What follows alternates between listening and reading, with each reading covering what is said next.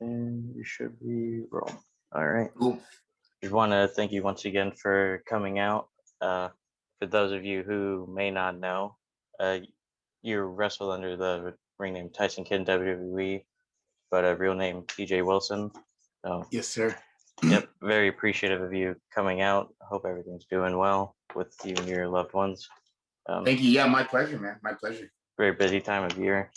Yeah, very. Yeah. Just one thing. Some couple of questions I wanted to ask you is so you started wrestling in 1995 and started training Yes, sir. um, around there, and I know you were I believe one of the last graduates of the Heart Dungeon. Yeah. Is The last one. how how much pride? Like, obviously, it's sad that it's no longer going, but I mean, it's still really awesome to kind of be the last one to Oh ever yeah. I really mean, walk it's. through. Can you still hear me pretty good? Yeah. Okay, just double second because I just plugged my phone in. Yeah. I mean, it's a lot of pressure and a lot of. Obviously, it's something that. I mean, it's very cool. It's almost something I wish I didn't kind of own that moniker, and just in terms of like, if the dungeon were still around, how cool it'd be. But I take a lot of pride and a lot of honor in that distinction of being the last person to graduate from the dungeon. When you consider how many great performers of the past and currently have come out of there. So I mean, I'm very very proud of my time there. Very proud. Yeah, the whole Hart family. I mean, everybody knows, like, even kids just being born now, like you, Natalia, even all the old footage, of course, Jim, uh, Mm-hmm. and everybody, Yeah. the British Bulldog. Uh, one thing I was doing research on you, but is it true that before you wrestled for Stampede or anything, that you wrestled for New Japan? Did you do that So first? I wrestled for Stampede first, and Okay. then I did wrestle for New Japan in 2002 was my first tour. Okay. And how old were you when you did that? And how much? I was 22 when I did my first. Oops, sorry. When I did my first Japan tour. Man, it was nerve wracking. There was we had a Japanese. I'm trying to think, like scout, I guess. He lived in Calgary. He little did I know like what a big, huge impact he'd have on my life. But he came to wrestle for Stu, I believe, in the 70s, and there was an accident with the ring truck in which he got his leg amputated, and he ended up living it. He was only supposed to wrestle in Calgary for like 2 weeks and go back to Japan. He'd been in Montreal for, I believe, a year and a half, Tokyo Joe, and yeah, he had this very obviously serious injury where he got his leg amputated, and he ended up living the rest of his life in Calgary, which was a huge benefit to definitely to me, myself, to Natalia, to guys like D.H. Smith, Harry Smith, Rick Victor, another guy that trained a lot with him and really busted his ass. Rick Victor really busted his ass with Tokyo Joe. So I mean, so it became a huge benefit to us that this horrible accident, decades before took place, and where we kind of got to reap some of the rewards out of it, and in terms of like training with this Tokyo Joe. And he really showed us a lot on not only how to survive in wrestling, but really in life, and just kind of made us real strong for the world, really, not just the wrestling world, but just for the world in general. And so that's, he had a good relationship with Ross Hart, and Ross Hart brought him to the dungeon, and then that kind of became my link to going to New Japan at that time. So yeah, I mean, I remember flying there and just being so scared, and like just I didn't know what to expect. I thought I was going over there to have like I think we did 13 shows on that first tour in 3 weeks, just under 3 weeks, like 19 days or 20 days. I remember thinking I was going over there to have 13 like real fights. I didn't know what to expect, man. We trained hard. We trained almost like it was 2002, so it was a little bit early for like what the MMA game is now. But we were doing a lot of like MMA style training for pro wrestling at that time. So I mean, the good thing is I went over to Japan over prepared, which I'll take that any day over being underprepared. So I was really prepared, but I mean, man, we trained hard, and I just remember thinking I was going over there to fight. So found out that we weren't. We were going to wrestle, and it was a lot of fun, man. It was such a great time in my life. But it's interesting you talking about the technical stuff, but the Hart Family Dungeon also focused a lot on that. But I've also heard stories that it was also fairly disciplined style of teaching, and I've heard the same thing about New Japan Pro Wrestling too, especially with young guys in terms of just the kind of responsibilities they do, like a lot of cleaning and things like that. Yeah, those young boy duties that those guys. It's funny because I was just talking about this in the locker room the other day. But I've run the gamut. Well, not quite. Give me a few more years and I'll run the full gamut. But I've been like the youngest guy in the locker room. Then I've been like one of the youngest guys and middle, and now I'm like I'm not the oldest, but now I'm in that realm of it a little bit. So it just is funny. Like I've experienced everything when it comes to like growing up and stuff in wrestling. I've experienced it all. So the funny thing is, when I was over in Japan, I technically was like, I was like 1 or 2 years younger than the young boys at that point. So I'm like, I think TJ Perkins and Daniel Bryan were on the tour before me, and they're both younger than me. Bryan by like a year, TJ I don't know, but maybe like 3 years or something. But so they were on the tour before me. Then I went, and I like I said, it was crazy because I was younger than the young boys, but I don't have to do the young boy like duties, and I'm like kind of watching them like, watching them have to do like just all this extra training, and I mean I was doing a ton of training at home, but just like the extra work that those young guys. I mean, it's cool. It's a cool system they have, and it really breeds. It breeds a lot of respect in pro wrestling. Yeah, and tons of discipline. Yeah, those guys are disciplined, man. I've heard the stories. I don't want to say his name. I don't want to be disrespectful, but of American pro wrestlers being sent home because of like a slip up. Like someone took a picture in a freezer laying down on food, and they've had maybe some other disciplinary issues. And I've heard that companies will just send people right home if they feel like you don't respect. I mean, I don't know that story, but I mean, it definitely happens. Yeah, it definitely happens. It's just for that, it's funny. It's the technical style too that you always speak of.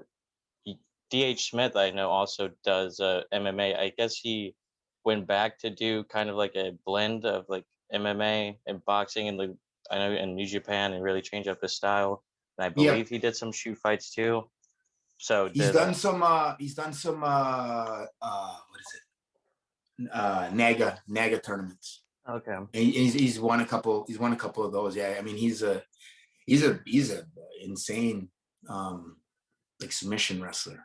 Yeah, he is crazy. He he just picks his stuff up so fast, and then kind of tries to show me. It just hurts. I don't want to know it. I don't want to know it, Harry. You don't got to demo it on me. Go demo it on someone else. I'll just watch.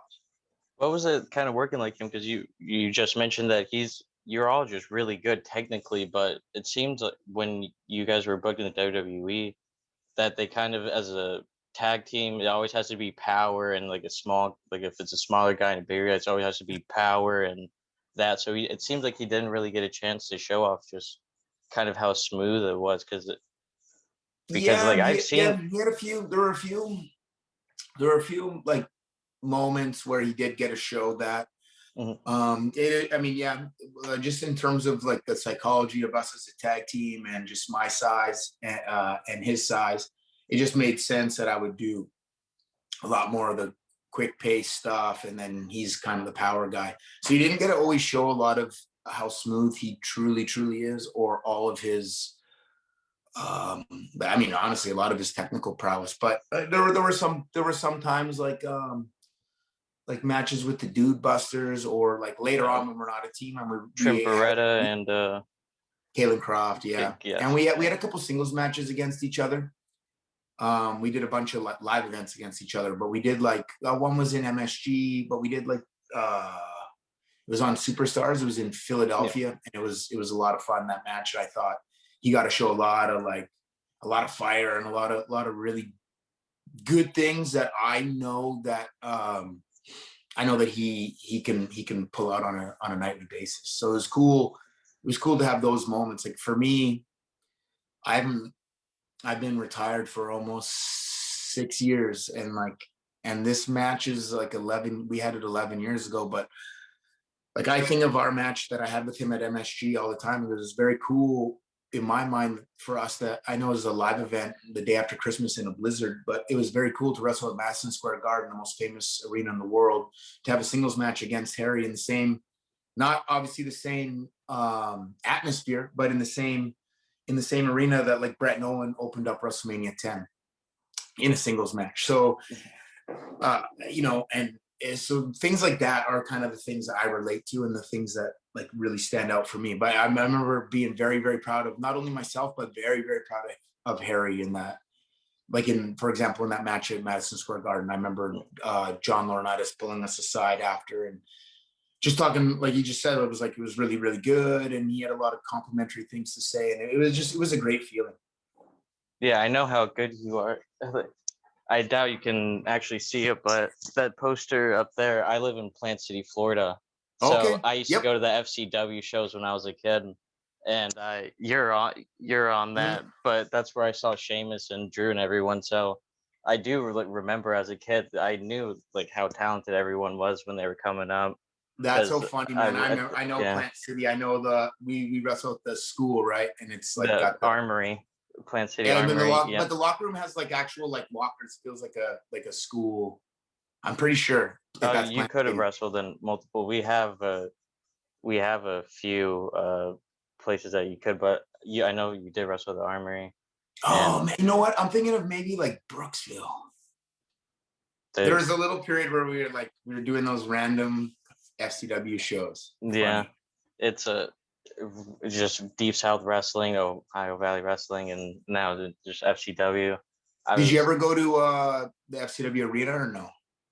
No, I didn't. I was too young. Yeah, kind of. The furthest I could get my family to drive out to a show was I was very fortunate to SmackDown. My first show was in 2007 when I was in 3rd grade. In Orlando? No, in Tampa, actually. The St. Pete Times Forum, or it's the Amalie Arena now. Yeah. But that was my first show, and then I was very fortunate that you guys. It just lucked out. The period of time I got into wrestling was right when Deep South Wrestling, they ended their partnership and opened up FCW. So it was just I have like autographs from you guys, and dude, it's wild to think about. Like that was like I moved to FCW. I've lived in Tampa in Florida for almost 14 years now. It's crazy that it was that long ago. Like FCW, I debuted on the main roster in February 2009. It's 12 years ago. It's just crazy. Just so funny. It's how do you like it here compared to Canada and I love it. I love the sun, man. I love the warm. I love the heat. Even when it gets like real hot and it's crazy humid right after it rains, I try not to complain too much, because the trade-off in December, January, February is unbelievable. So I'll take it. I'll take that humid, that sticky humidity, and on hurricane season, I'll take that all year long. It's another thing too. It's something you don't notice, but over time you adapt to it, because I've grown up here my whole life, and I used to go on road trips during the summer, and I went to Milwaukee. We went to Milwaukee one summer. It was their hottest day on record. It was like 100 degrees. Everyone's complaining, but the humidity is like 20%. So we're just sitting there all fine, like in jeans, and all the Milwaukee's are just yawning. It's so funny. It's kind of like LA too. LA's like doesn't have that same humidity that Florida has. Like LA gets hot, but it's not it's not that It's just humidity dry. like we got. Yeah, it's So it's easy. Like LA's easy. I love LA. It's easy. Like the got weather's awesome. you got a water shortage problem. Humidity is probably not going to be too Yeah, big yeah, of an yeah. issue. Like, Yes. you mentioned the wrestling at MSG and the same place where Owen and Brett opened up. What are some other big WrestleMania moments you have that may not necessarily include you, but just kind of things that you've seen over the years because you've been involved with an industry for Yeah. so long? I mean, I was there live for WrestleMania 12. Owen flew me down as a guest of his.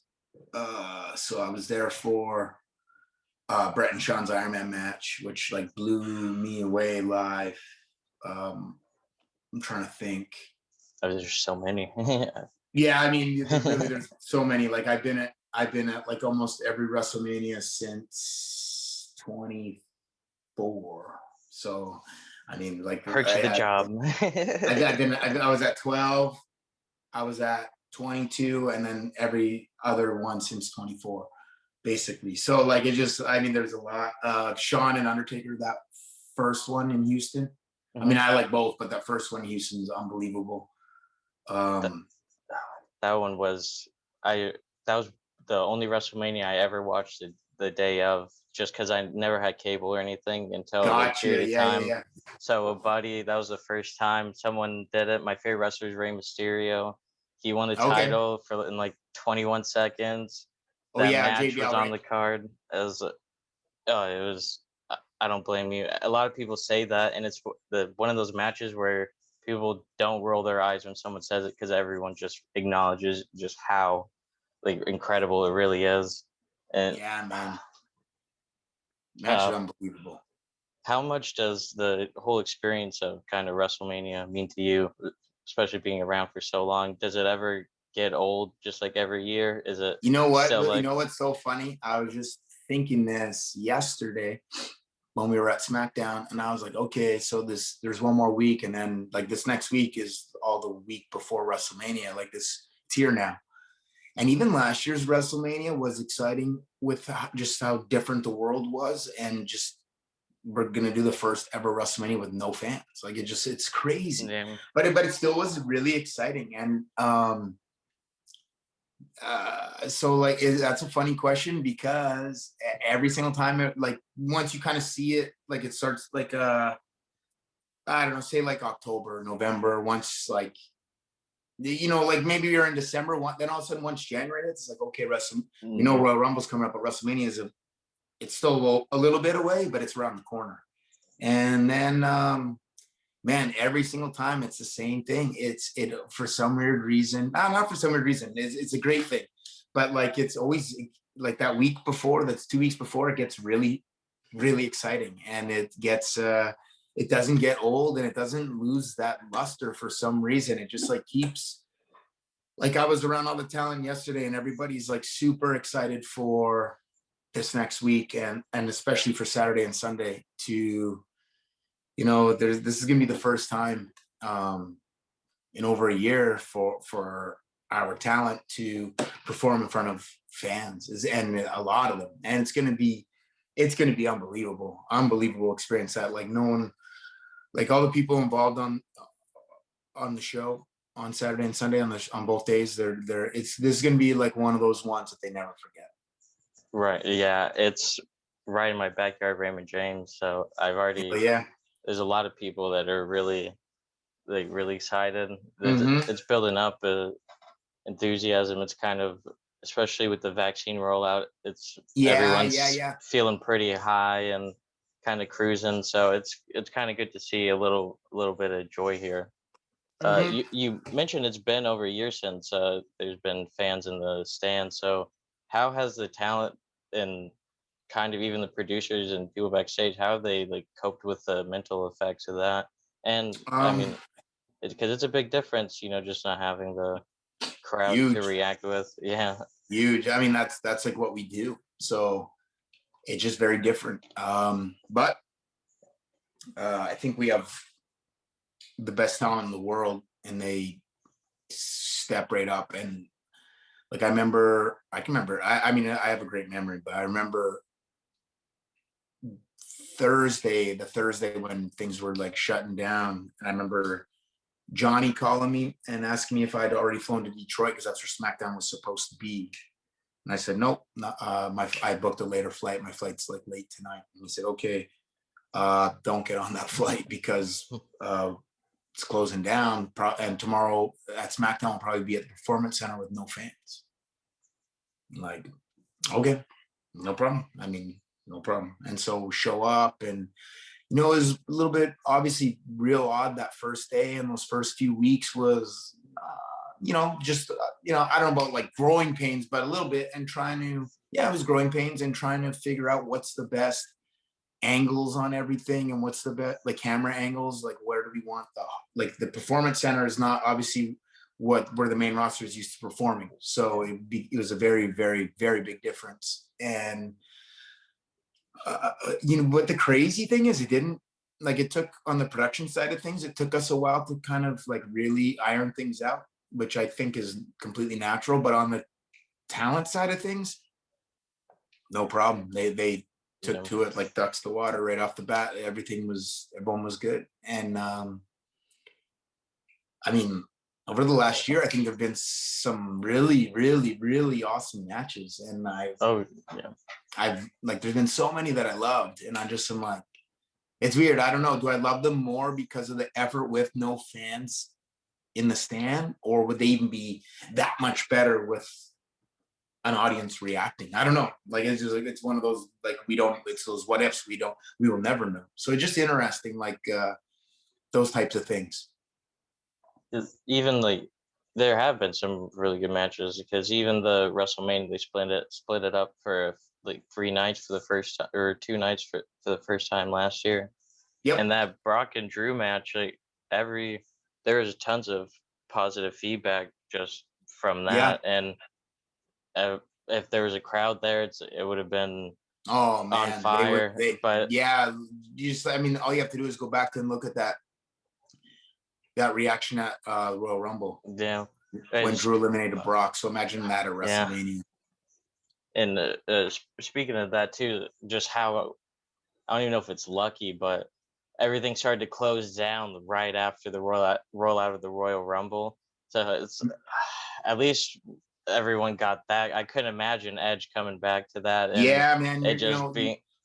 You probably could have heard the talent screaming from the locker room anyways, but no, you're right. Is like, obviously it wasn't ideal, but at least like Edge got to come out at Rumble first. Yeah.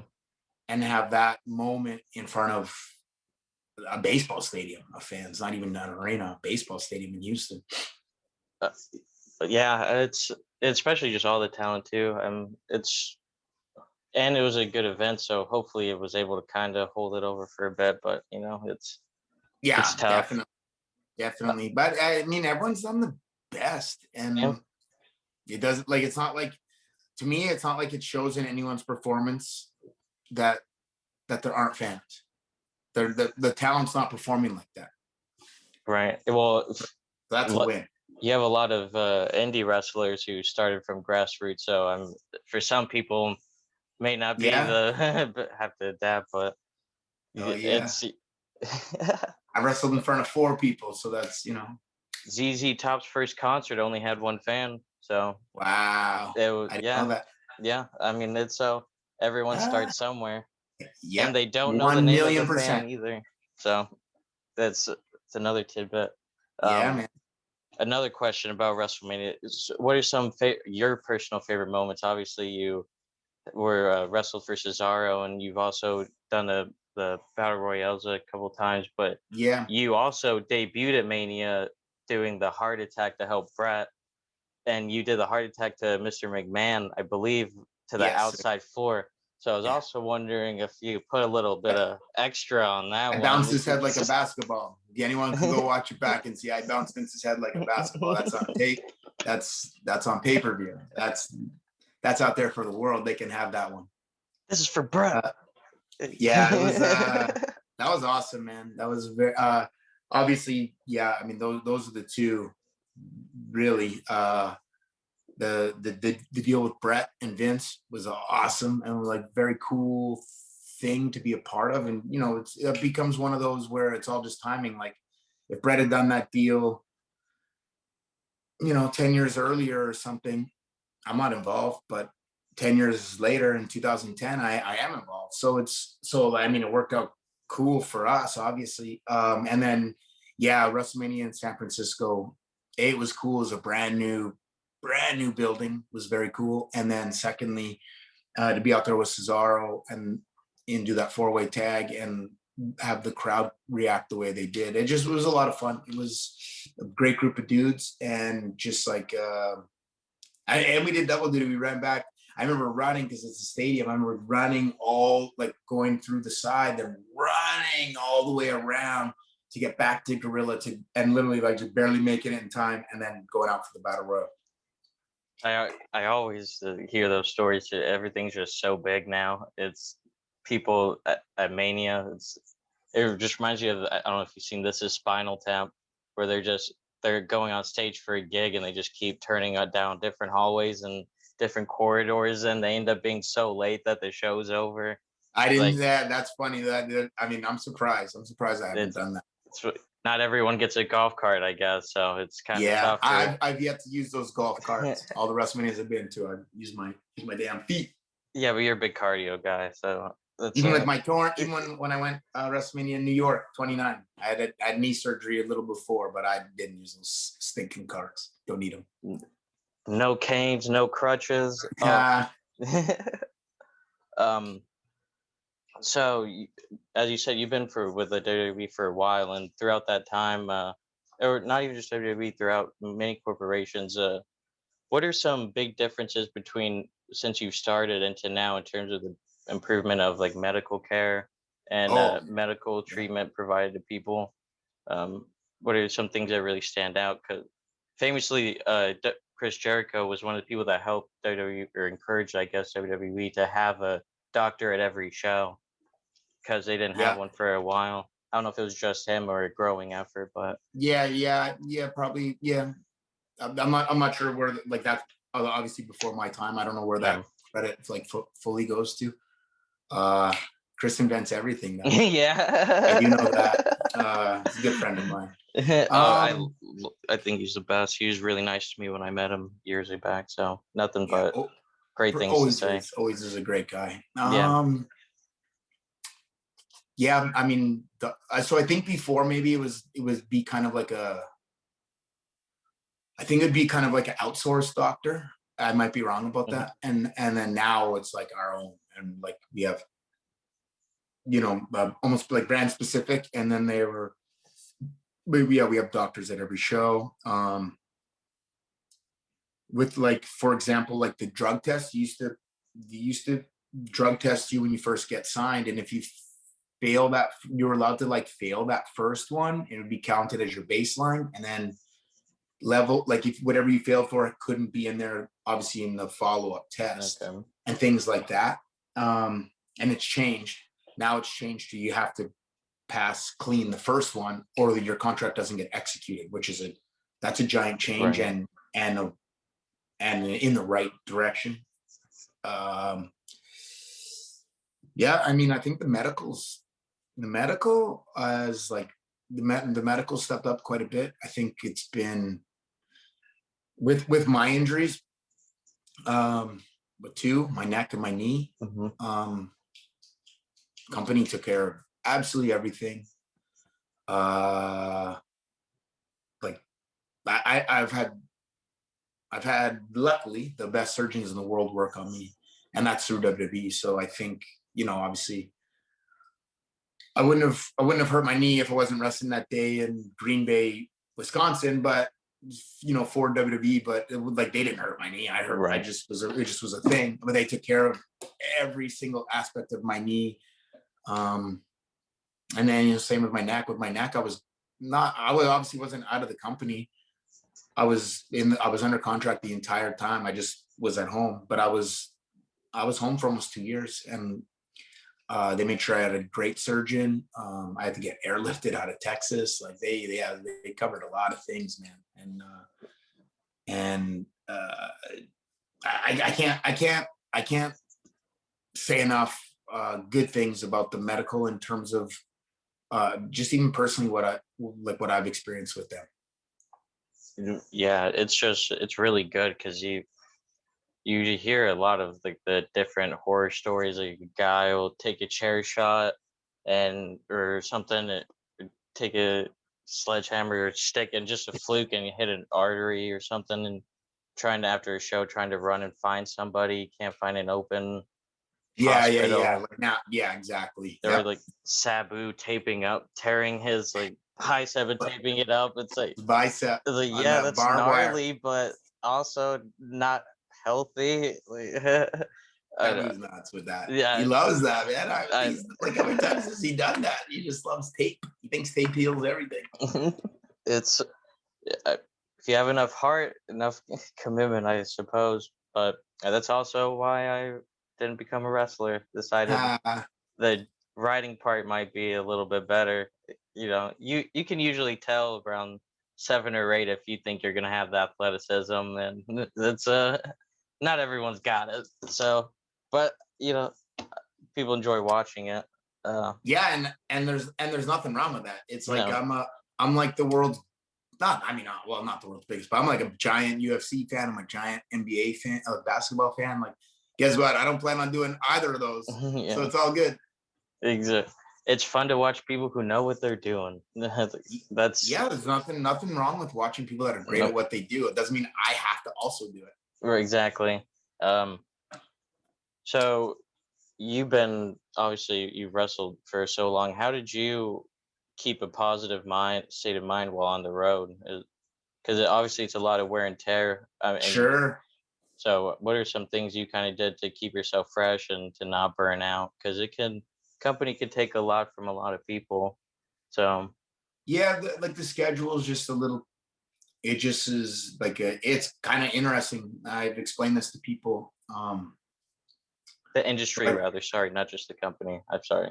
So, no, it's all good. But like WrestleMania, for example, it's a Super Bowl of what we do, and then like, I mean, obviously, Tampa won the Super Bowl this year. yeah, it was a very good year for us. Yes, and they didn't play a regular season game the very next day. They've been off since. Yeah.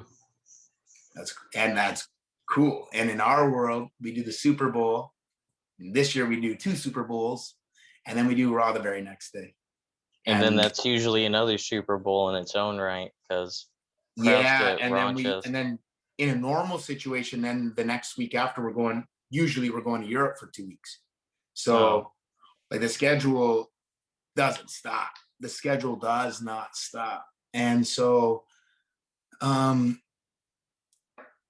so in terms of like staying fresh and stuff on the road and keeping your mind right, definitely like now with like technology, like phones, I mean, now sitting at a DMV isn't the all-time, it still sucks, but it's not the all-time, whereas you can at least entertain yourself for those 2 hours you got to wait for your number to be called. Don't have to read the same poster over and over again. Yeah, exactly. I can't like save reading all the exact same words over and over again. Yeah, they and also the truth is, and I know it's gonna sound like so cheesy, like, but I loved wrestling so much. I mean, not loved, I take it back. I love wrestling so much that I never like burned out like that. And even like physically, I never was like too beat up. I'd be a little bit sore once in a while, but I always took very, very good care of my body. I always made sure to work out every day on the road, especially. I think it's a secret. I don't think it's not a well-kept secret, but it's all. I think it's the key, man. For me, it's the key to like everything I've done. Yeah, it's everyone has their own thing, and if whatever helps you and whatever you're passionate about, it's just finding it. Like whether it's music, it's just exactly. If you're lucky enough to be successful with it too, it's just even better. And so like that was the part, like I know it sounds so cheesy, but like I'd be on the road and sure I'd be tired. I'd be beat up. I'd be just as tired if I was at home. There were a lot of times where I slept better on the road because I just would be so exhausted that I would sleep better on the road than at home. But just like I knew this was my dream since I was 10 years old, 12 years old, really. And so I knew that like in the exact same way that I don't complain about the Florida heat because the humidity, Yeah. because the trade-off for the winter, same thing. I like tried obviously we all complain, but I would try my best not to, and just sort of like not lose sight of like 12-year-old me who's like, I'm living out 12-year-old me's dream. So I can't feel too sorry for myself being tired in Poughkeepsie, New York, because it could be a lot worse. Right. And yeah, it's a, I think, very good perspective to have, and be fortunate just not to have to deal with those kind of things. But you mentioned it's not easy. It's much easier said than done. It's just a matter of, I guess, Mhm. tricking yourself Right. mentally. Yeah, but it's just some people are different. If For you're sure. lucky enough, you just have that passion and just doesn't go out. And Yep. you, Man, and I've seen it. I've seen people get their passion, I guess, extinguished, and it's kind of like yeah. I've seen it too many times. Hmm. And not I mean, uh, on all levels, whether it's in WWE or if it's guys back home that maybe reach a certain point where they didn't think they were going to make it, and so they kind of, and it just is disheartening to see. I've seen that passion, like I said, extinguished a lot in people. And I mean, obviously we see it a bunch. It's not just only in wrestling. We see it all the time across all platforms, but it just, it was something I was cognitive of, and definitely didn't want to fall down that hole. Right. It's yeah, and just very unfortunate, but it's that's just like, as they say, as is life.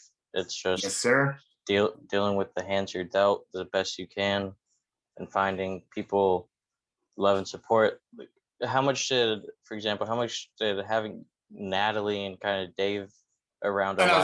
I was gonna say that so that alone And is like what allows me to be on the road and not feel like the road, them. because obviously with having them there, that's my family, like that Mhm. I've been around since I was 10 years old. So like, yeah, so I mean, definitely that is like the giant force in what helps, like being on the road, especially at that, like when I'm first on the road, is really what helps like that, like combat that loneliness where it doesn't exist. So like being on the road or being at home, like I would be in the car with Natty, it's not really a giant difference. Right. I It's just, are we also driving through the sun? Are we driving through some snow?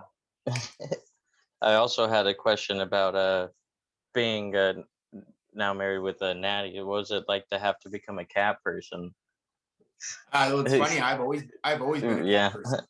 I mean, When I was younger, my sisters were allergic, so I couldn't have cats, and terrible. they outgrew that. So, and I've had cats like my whole life since I That was like 10 or 11. that's Yeah. great.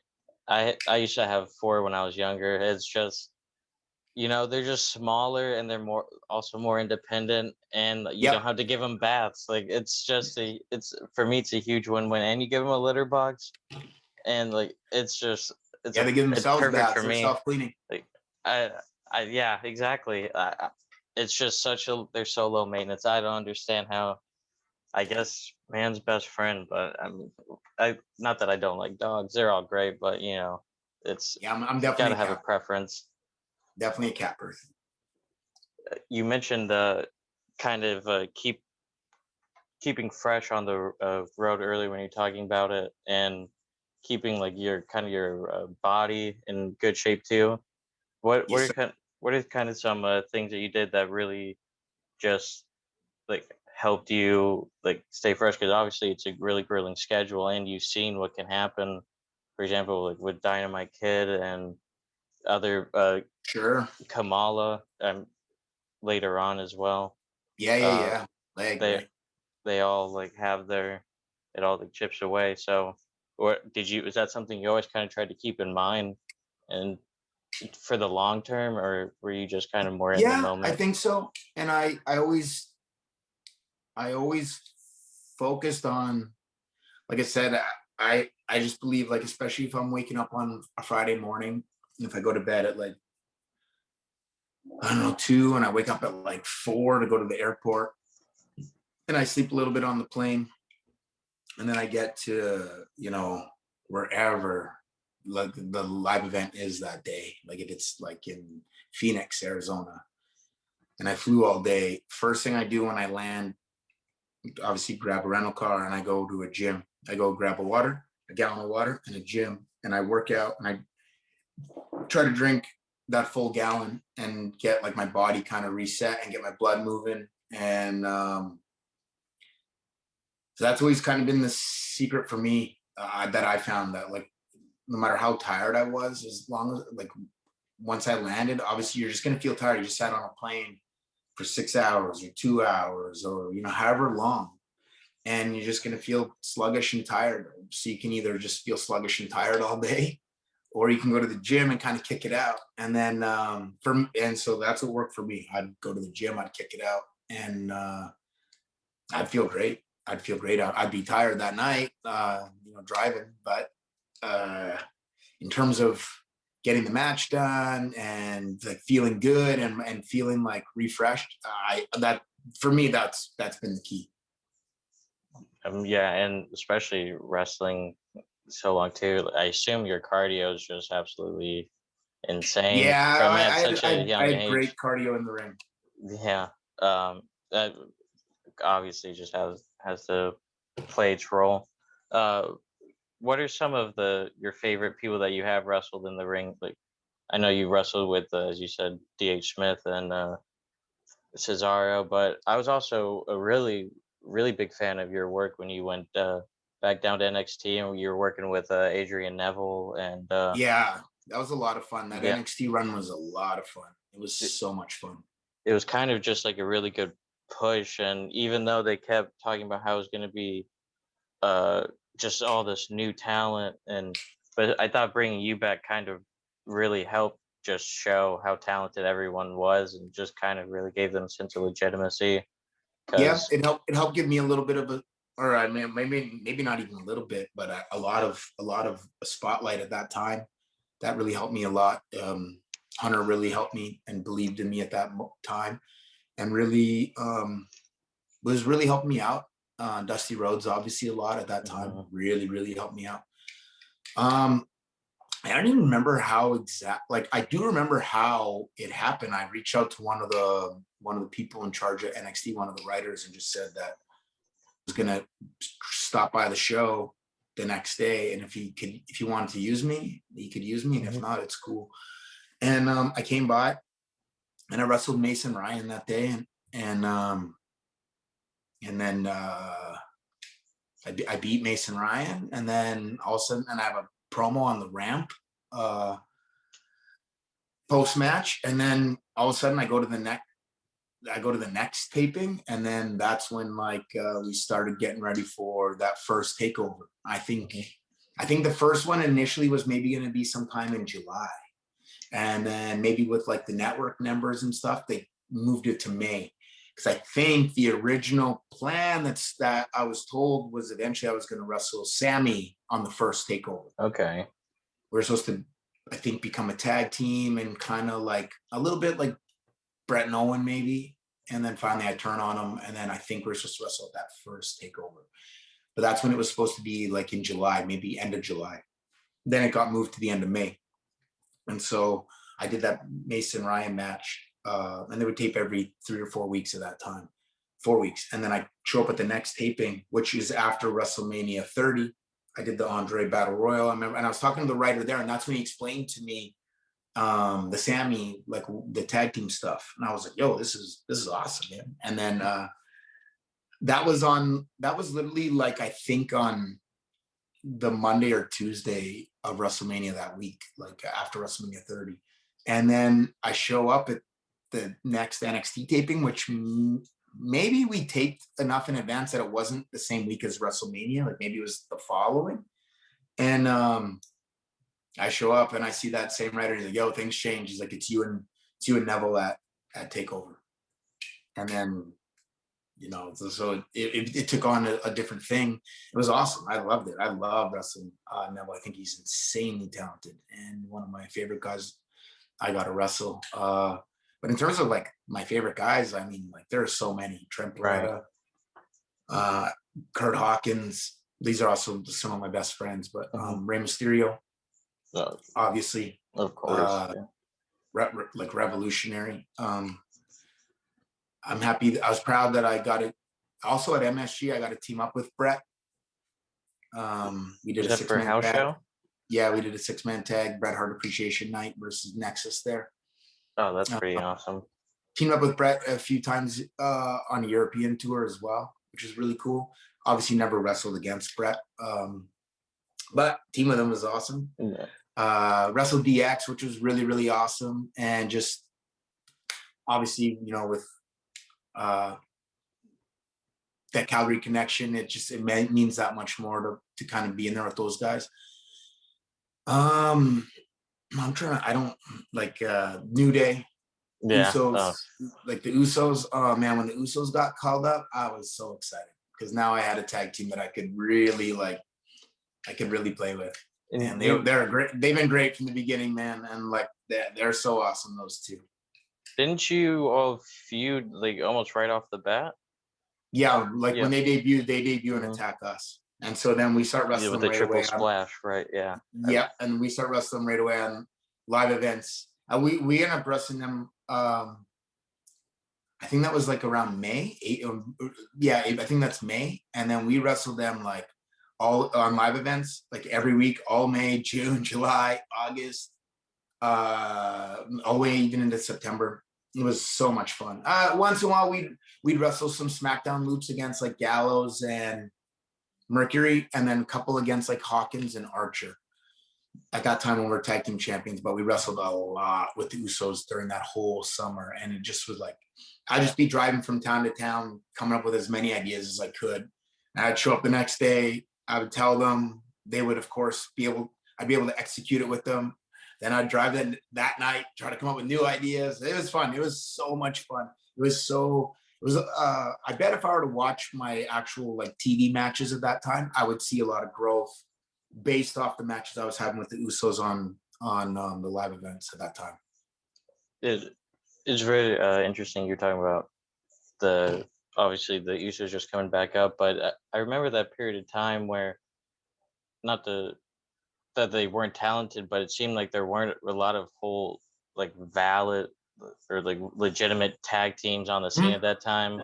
Like I think I kind of feel like we go through waves of that. I feel like WWE, ever since I've been a kid, I've noticed it goes through waves where there's maybe 4 tag teams and there's all of a sudden 12, and of the 4, none are really that great, and then all of a sudden of the 12, 8 of them are like great tag teams. So like it goes through its periods. Like exactly like at that time, it's kind of Vision wasn't super strong, and so like then it becomes a goal within like the tag team guys of like, yo, let's make this thing strong, let's do our best, like, and of course that's always the plan. And then like then you fast forward, and then like my time with Cesaro, I thought we had like some great tag teams. It was, you all kind of really helped to rejuvenate it a bit for sure, because I remember it was some pretty dark years, because it was fairly hot. I remember from like 2007 to around 2007, because the Hardy Boys and like Mercury, Nitro, Melina, and the Kendrick in London, there were a lot of still like really good talented people. And then just even a couple years later, things move on, like creative things, and thankfully they had some really good technical guys and some really good workers, and the Hart Dynasty, and then the Usos came, and then eventually. And then what's funny is then I got like, for example, a team like Jericho and Big Show, like they ended up becoming like a good tag team. Yeah. Like when obviously the first time you see it, it's kind of weird, and it is what it is. It's 2 singles guys, and then you fast forward like 3 months, and they're a pretty good tag team. Oh yeah, it's it, rem- they remind me of the SmackDown tag tournament they had in like '02, where they just randomly clumped people together, and it was like Edge and Rey Mysterio, I think, versus uh the Angle was in there, but they Yep. just really put together just a lot of Yeah, Edge and uh Ray that was an interesting tag team. They did some cool yeah. stuff, and like they have like they might. Well, obviously there's been others with like say for like example Big Show and Spike Dudley, but Edge and Ray are up there for in terms of like tag teams having the craziest like height difference. Yeah, That one's up there. it was an example too. We were just talking earlier how they made Edge kind of look more like the bigger, strong guy. Because yeah, I mean, even though he's tall, people will never like think of him as like, oh, he's just A a powerhouse. freakishly strong. Yeah, Yeah. but then you see him just casually throwing Ray around because yeah, it turns all wrestlers turn out kind of strong. So like, who Exactly. would have thought the people who work out for a living and do physical Yeah, are activities actually might have a little strong. bit of core strength, but Exactly. like it's just one of those things you never know until you put talents together how well they'll work together, how well they'll gel. No, Like I mean, with yes, no doubt. you and Exactly. Cesaro being a perfect example as well. Like Oh my god! Like yeah. I've told this story, but it was like I saw a Twitter graphic that we were teaming up. Oh. Like there was a tag gauntlet, and it just had like I saw the Usos together. I saw New Day in the picture. I saw Goldust and Stardust. I saw Oh, then yeah. was Ascension. I think Ascension might have been in that. And then I see Luke. like I see in Cesaro's face, and I was like, well, I guess we're obviously a team in this thing because I mean, obviously. But anyway, then the question like after that day was like, yo, are we a tag team or was this just like this one time thing? And I think it was kind of it's a little bit almost felt like it was a little bit left in the air. And then I think it was almost like we had we had like that chemistry right off the bat. So that's like the interesting thing. Just some of those magical guys, like type of things. Yeah, and just like one of those things where just like You're both great I, workers too. Like it's just match made in yeah, heaven type. and just this chemistry was there. It was something so small, but it was Mhm. like he was like choking one of the Usos on the ropes. And then when the ref went with Cesaro without saying a word, I just kicked the one in the face. And he was like, man, you just threw like one kick. Most guys will try to throw like two or three, and the ref almost catches it, and then it becomes like you get in trouble and just dumb. Anyway, we just had a funny chemistry right off the bat, and Yeah. it just I was like, okay, like there's definitely something here. If we expand upon it, it can really, who knows what it'll be. And so it was just so funny that we show up one day and it was in Tulsa, Oklahoma, and we have this tag team gauntlet match on Raw, and then 2 months later, Cesaro and I win the tag titles from the Usos at Fastlane. Yeah, and another thing too, it's you're talking about things going through chefs and comparing the tag division when we debuted to literally all the names you were just saying too. They had Goldust and Stardust in there. I Yeah, believe man. that was around the time that the Wyatt family was still together too. Because I Yep. know they and the Usos had some matches that Oh my really God, man. Yeah. burned the house down. They had one of my One, favorite matches of the year a couple of years ago on Raw. Just a random but it was a slugfest. It was just I a thought you were nice gonna change. maybe say um oh my Battleground. Oh yeah, It was in Tampa. oh That's it. yeah, it's there's just so many. You mix them all. You can't even keep Yeah. track of all of them at the. There's just so many uh barn burners. Yeah, man. Um, but are there any what were some specific finishers? Were there any guys that you really just like working with because it was just like easy? Any moves that you prefer to take? Obviously, all of them aren't Yeah. exactly ideal, but I mean, it's like just the same list of guys. Like you just I like for example, a guy like Trent Beretta, we always just had really good chemistry. We wrestled bunch in FCW, or a little, like I was there probably a year before him or close to it before he came. And then I saw this young, talented kid that, you know, and he was real young. He turned 21 at WrestleMania 24 in Orlando. Oh, wow. And he'd been signed for like a month or a couple months before that. So he's 20 years old kid.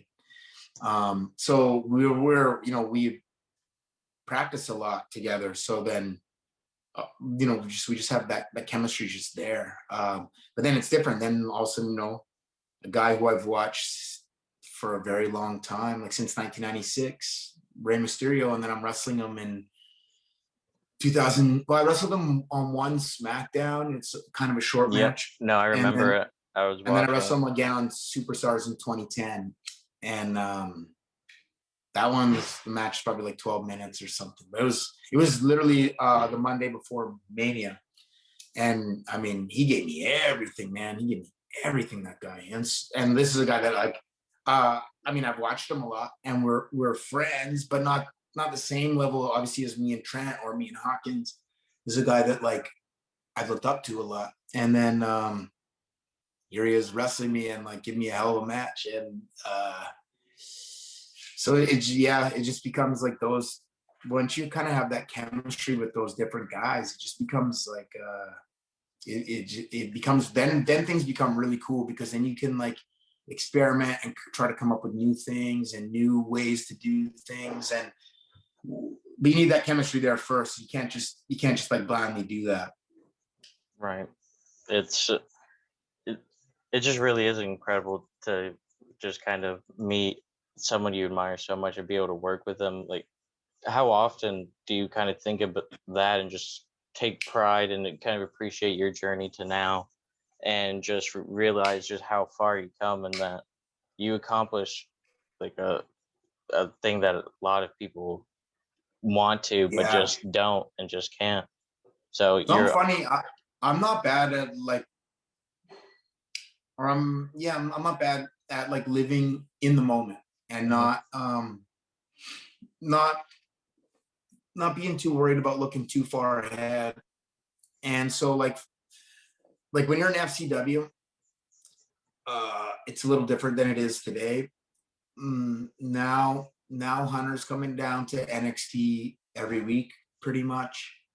When we were doing the Full Sail tapings, he'd come at least once a month. When I was in FCW, Hunter came 0 times. So, and I was there for 2 years. So my point being is just it's just a different animal. And at that time, it was just like you don't know when, you don't know if you're on anyone's radar. You don't know if you're going to get called up tomorrow or let go tomorrow. You don't know. You just don't know. So you just have to end up, either you're going to become a victim of like trying to think ahead too much, and obviously it is in your control. You can get better at your craft and get better at the things you got to get better at, whether it's promos or in-ring or your body or everything. That's what it's for. And so I just remember I remember instantly when I first came down to Deep South, and I remember one of the guys saying, "Hey, there's cuts after WrestleMania. Hope we don't. Are you worried about getting cut?" I'm like, "Bro, I got here like a day ago.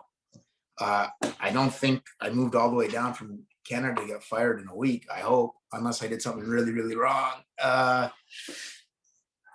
it's funny, like you just see kind of that paranoia, especially at that time. And I learned real quick, just like, you know what, just enjoy this for what it is, because you don't know what's going to happen. And like, for example, I remember Kidman coming back from the road one day on a Wednesday, and he told me, "Hey, your name got brought up in the meeting, and they're thinking of debuting you on ECW next week with Natty as your manager." Well, then in walks Arn Anderson and Fit Finley come walking in, and now we have to do matches in front of 2 of the main producers. And I wrestled somebody, and they right away, Arn and Fit both hated the match the second it was over, and they had a lot of critique for it, and they weren't really that happy with it. And in my mind, I'd blown it. It's over. I was supposed to get held up next week, but now this report's going to say, like, don't do it. This guy's terrible. The end. I get a phone call that day anyway from the ECW writer, and I get called up the next week anyway. And then I end up having a great relationship with both guys, Fit and Arn, both as a talent and as a producer. I learned a lot from both of them. So it just is funny. Like, your mind just will play games on you and play tricks on you. And so it's easy to get in your own head, especially when you're in developmental. And I think I'm decent at living in that moment and just taking moments for what they are and not always worrying about what's next. Were you able to kind of develop just a peaceful ignorance to the whole thing? Because, famously back then, the communication lines weren't exactly pristine. Like, there's a famous story that I think it was Paul Heyman was in charge of develop Ohio Valley at the time, I think. And they told him to fire CM Punk, and he said no. They said fire him. He said no. And so then he just stayed. It's like, okay, well, it's like, if the company you're working for can't fire you, it's like if a person won't fire somebody, and it's just so strange, because there's so now you mentioned how Hunter's always there, and how much they just prioritize really this developmental, because isn't even developmental at this point when you got a TV deal and you got Adam Cole and Finn. No, not really. I mean, how's anyone going to tell me Finn Balor is developmental talent? Exactly. You can't tell me that, man. This guy's world class. Get out of here. That's the thing I was going to ask too, is whenever you went to NXT, when they're talking developmental and it's like you're there, you're like, well, he's already clearly talented. And it's like, oh, Neville's been wrestling probably since he could walk. People over in Europe don't play. They train like crazy, and especially some in the heart. So how weird is it seeing just young guys now? Like, they're not young guys. They've been in the business. They've been in the game for a long time. So what's kind of that shift in terms of backstage culture kind of been like? Yeah, and it has been a shift, and it's very cool. And we have a lot of, I think we have like the strongest amount of like talent that like the company has ever had in its history. In terms of like up and down the card, kind of like Seth's been very, I guess braggadocious about how he feels about the locker room, man, and he's right. And I think our locker room is insanely talented, and I guys and girls. And so I think it's just been, when it comes to like the culture has changed, and it's changed in a good way, and it's changed to, it has changed a lot in 10 years. This company has changed a lot. The locker room's changed a lot. And I think, in my opinion, it's all for the better. Yeah, I've noticed that it seems it's a lot just more positive. You have people like the New Day, Kofi, Xavier, Big E, and then Bailey and Asuka, and you just see the backstage footage, and it's just always these people smiling and having a good time.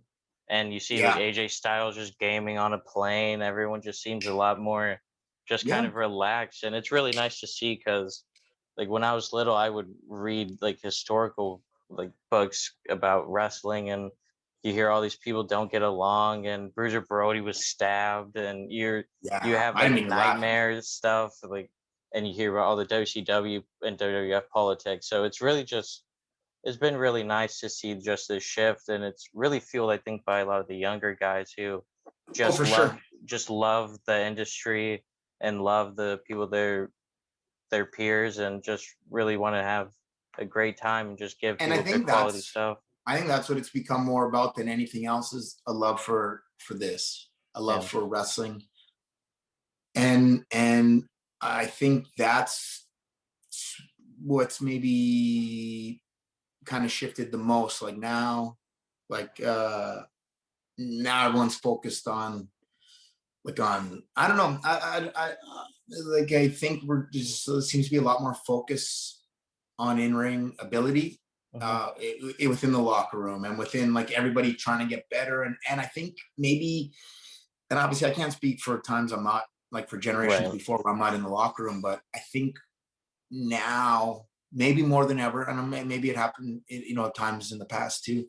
I think more than ever, people are willing to help everybody else out. Everybody's willing to help everybody else out, and I think, like for example, I had a match. I was a producer of a match a few weeks ago. Two other talents kind of like were coming up with some ideas with me. Mm. One of the girls then used those ideas, whatever, then text me later that night and was like, "I'm so sorry. You're my producer." And I was like, "What are you talking about?" I was like, "We're all on the same team. Wherever the ideas come from, I don't care. As long as we all just have a great performance, it's all good. Wherever they come from, we're all on the same team. I'm not, Right. I'm not mad. That's not, I'm not wired like that. I just, hey, if you had a great match, that's it." Especially in something like as big of an industry and organization as it now, every employee is really is kind of an ambassador Yeah. of the And, brand. and So we're all on the same team. So yep. why, like again, I'm a big basketball fan, but like there's like like a Ibaka can obviously tell Kawhi Leonard something that might help him that the coach didn't say, Yeah. and there's nothing wrong. They're literally on the same team. So same in WWE, man. We're on the same team. It's all good. It's yeah, it's just, yeah, like you said, it's just very good to see. It's you, obviously the industry is something you love, so you want to see the people involved in it also For enjoy sure. themselves, because it's just better for everyone. I think the more passionate you are and the more joy you can put into it, the better it'll Million be. percent. Like some of the best matches are like the Yep. No, Undertaker and Shawn. without You a think doubt. they didn't care about that? Of course they cared Yeah. about that.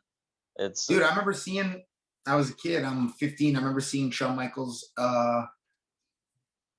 earlier in the day, WrestleMania 12, and Diana Hart was asking him if he was excited for the match. I remember him saying he was really nervous. And I'd had my first match like the summer before.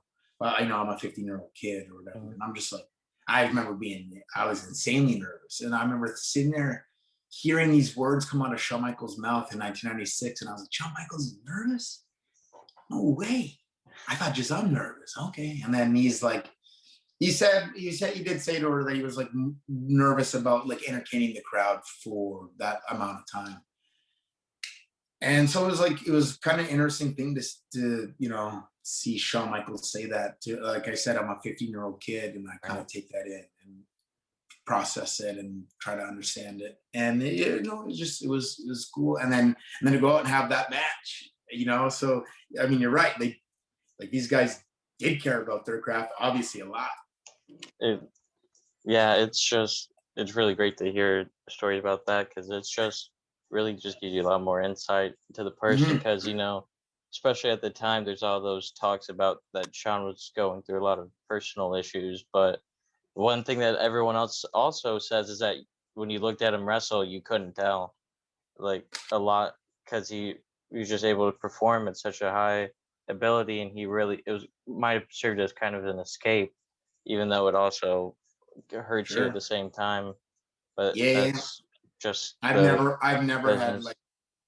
anything but a great experience with Sean. Yeah, that's a lot of people have said too, and that even those who had negative experiences once he became a born again and Yeah, turned himself around, that he was for very sure. Yeah, yeah. apologetic and really healed a lot of mended a lot of fences, even including with Brett, as we Yep, saw later on, which was really nice to see because that was kind of a black eye on the industry for a while, big even time. though it fueled like a lot of breaking kayfabe stuff. But I mean, the mark Hmm. is like Funny enough, is it brought like erasable. Like, the way it all went down? It ended up bringing out the Mr. McMahon character, become yeah, that whole thing.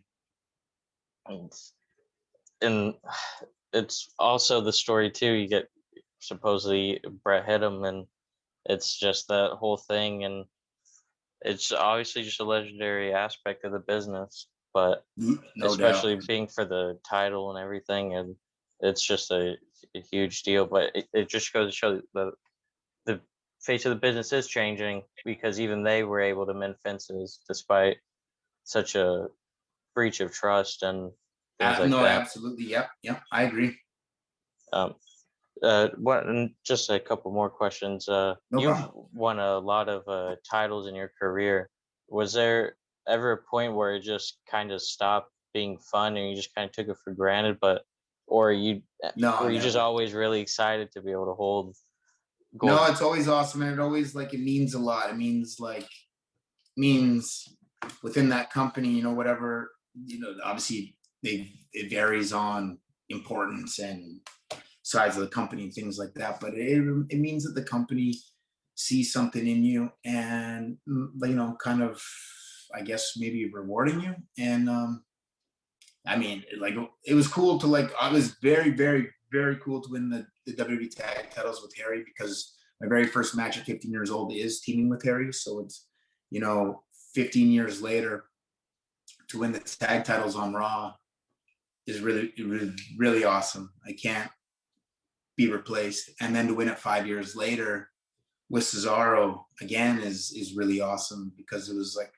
one of those things where there's a lot of times where I'm like, wow, doesn't look like I'll be winning any more titles here, but I proved myself wrong. It's like what the Hardy Boys said. Whenever they were debuting with the not debuting, feuding with the Dudleys and Edge and Christian, like at the same time, they're supposed to win at Mania, or and then they didn't, and Mhm. they it was just like they were so scared that they were just never going to win the titles again. Just especially when you're so early on, like you think Yeah, it's just all about titles, and then they talk yeah, about how they kind of grow, you mature like within the industry, and you're saying for like sure. you don't have to have the title on you at every single moment for you Yeah, to be an important part of the show or the company. yeah. I So mean, it's so true. Not one bit. yeah. Um. So I think Undertaker's the biggest proof of that. oh yeah, definitely. It's I believe he's a 5-time champion in WWE, he, or I six, think maybe he's won the heavyweight title 7. Even if it's seven in three. 30 years. Yeah. Then he has like the hardcore title, and then he's won the WWE title, I think, twice, and then the tag title. But it's yeah, exactly. But it's just really the Because most like legendary if he wrestler. won 7 world titles, obviously I know he won tag titles, stuff like that. If he Yeah, was world champion 7 times, I don't know if it's that many. I think 5, but let's just yeah, say 7. That means 1 every 4 years. So, and that's Undertaker. exactly. That's one of the Yeah, biggest legends of all time. So I mean, it is what it is. yeah, exactly. It's yeah, perfect. Literally the perfect example.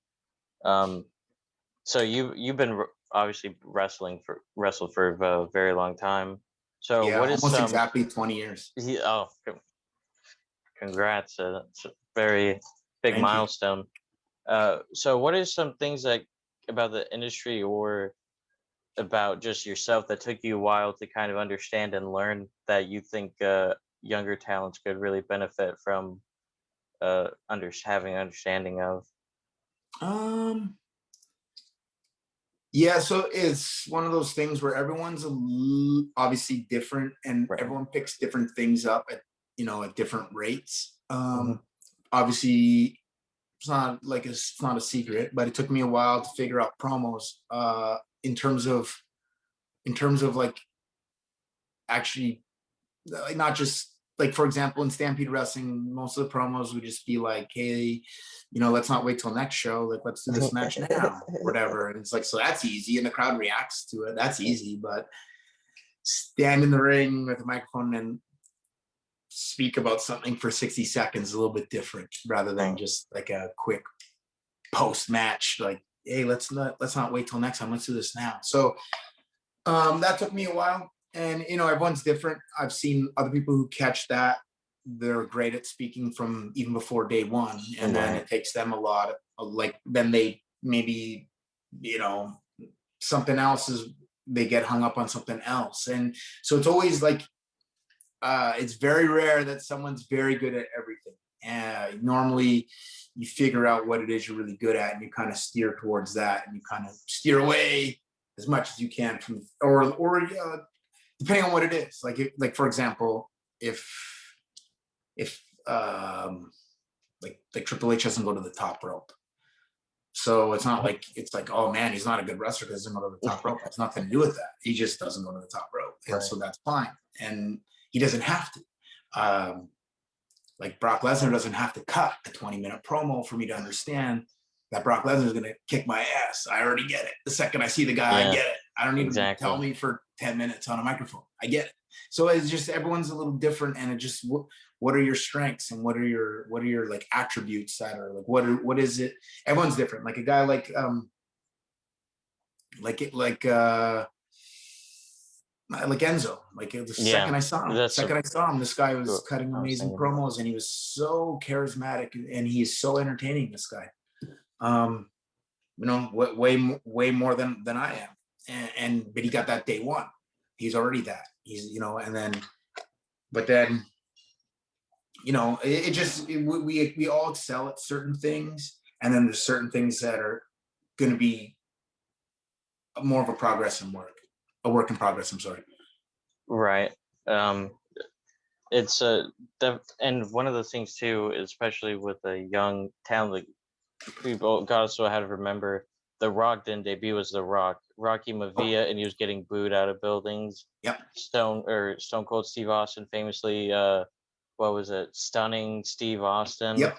So it's like I mean, things take time as well. John Cena, was kind of toiling around in mid card until just a chance Halloween party where they saw Vanilla Ice impression. I think he's talked about it a bunch where it's been talked about where it's like he's maybe even on the chopping block. Yeah, it's John Cena. It shows it's just never too late really to turn it around, as long as you're willing to put in the work, put in the effort, go to the promo classes, because not everyone obviously doesn't, but there's been those talks where some stars, they see promo class and it's like, oh, it's disrespectful that you even think that I need to do work, and they think it's kind of a joke. But you see plenty of guys go in and they do the work and they try to hone their craft and become better all around entertainer. Working with us, he helped me so much. Right. So which was Hunter's suggestion. So that's it's just all about dedication, which is how you get to wrestle for 20 years as you have. Absolutely. Absolutely. But I think with that, I've taken up an awful lot of your time, which I really appreciate. Are you taking any bookings for signings or appearances or anything? No, not at the moment. At the moment, I've just been so busy, and especially with the world still being right. Okay. We're in Florida where things seem somewhat normal, but like one of my friends was just in New York and said it was like real weird and so different. I had a friend who just got back from New York as well, and he said it was the city that never sleeps, but it's just sleeping. It said it's just so odd. Which like I don't know if you've ever been in New York, but I've been a bunch, and like New York's insane. Yeah. And so to picture it anything else but like alive at 2 a.m. is nuts. We stayed in Chinatown a lot, so like I saw pictures and stuff from there, and it's like Madison, just even Times Square, and it's just it just really just captures kind of the state of the world. But I know, thankfully, like Canada too, like back home, it's still pretty locked down. I think it's like maybe gyms just opened up, but it's like 10% or 20%, or maybe they were like they got open and then almost like then closed back and then open again. So like they're in a, I get it, where everyone's just figuring out what is the best way to kind of do this. And Florida has been kind of open for a minute. Yeah, we were even before we knew what COVID was. Really, we're not going to close. Like, well, you might want to figure out what it is first, but it's it is what it is. Yeah. But yeah, I mean, especially with the because country's still figuring out that COVID rollout Yeah, and and doing all then the obviously vaccination testing in and this time of year, it's WrestleMania season. mhm. So as of right now, doing I'm just doing my in-house WWE stuff. Okay, sounds great. Not a Yes. bad gig at all. Is No, oh my there God, I cannot complain at all.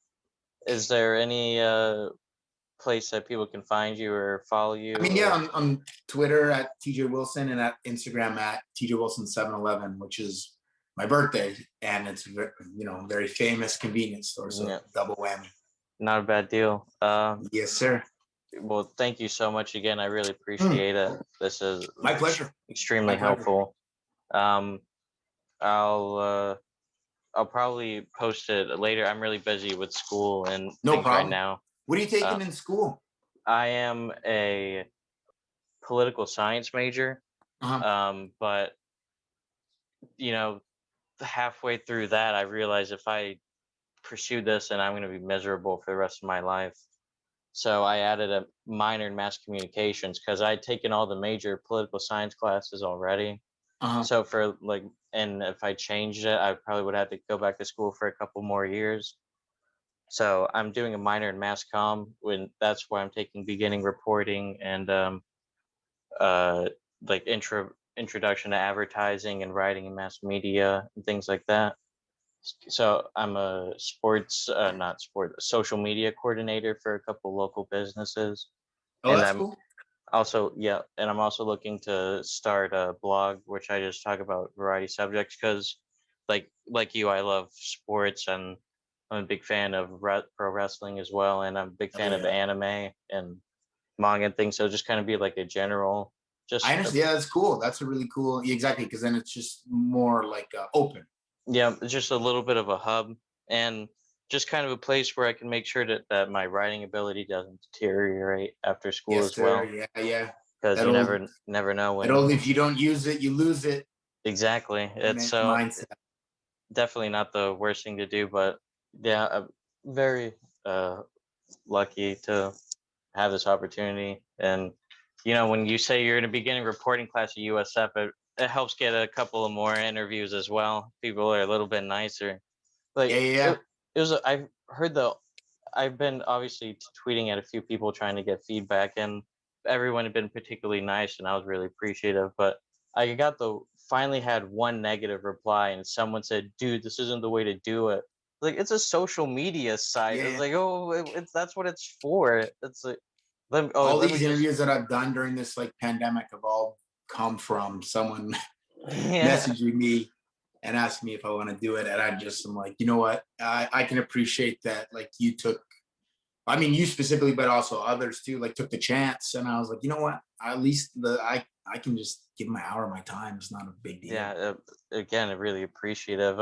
Also, um, do you have any feedback in terms of not even just interview style, but of like how I'm talking or messaging or anything? Because obviously, you don't want to come off as overbearing. Because I know you're all incredibly busy.